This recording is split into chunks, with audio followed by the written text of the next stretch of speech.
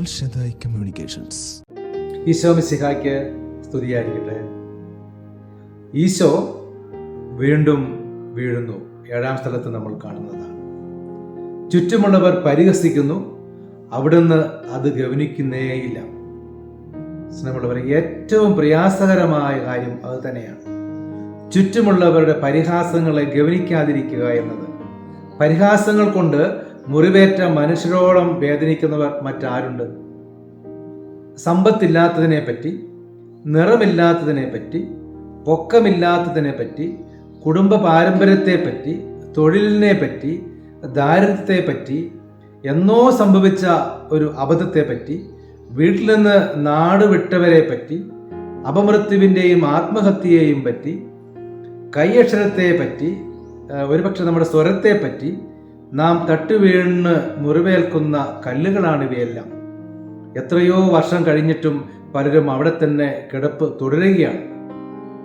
ഒന്ന് ഓർത്തോർത്ത് കരയാനും സ്വയം സഹതപിച്ചും ഹൃദയമാകെ ചോര വാർന്ന് പരിഹസിച്ചവരോട് വെറുപ്പ് നിറഞ്ഞും പ്രതികാരബുദ്ധി തിളച്ചും പകരം വീട്ടാൻ വഴികൾ തേടിയും പലരുടെയും പ്രേരക ഊർജം വെറുപ്പാണ്.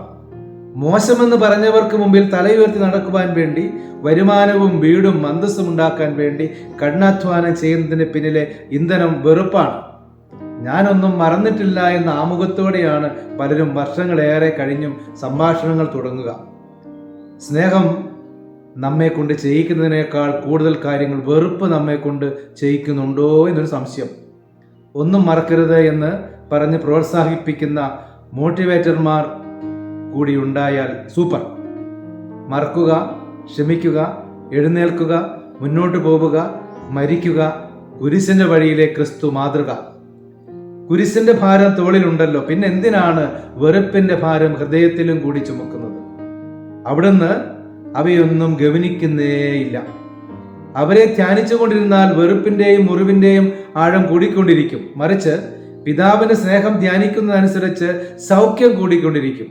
വേദനിക്കുന്ന ഓർമ്മകളെയും ചോരയിട്ടുന്ന ഹൃദയത്തിലെ മുറിവുകളെയും കുരിശിന്റെ ചുവട്ടിലേക്ക് ചേർത്ത് വെക്കാം.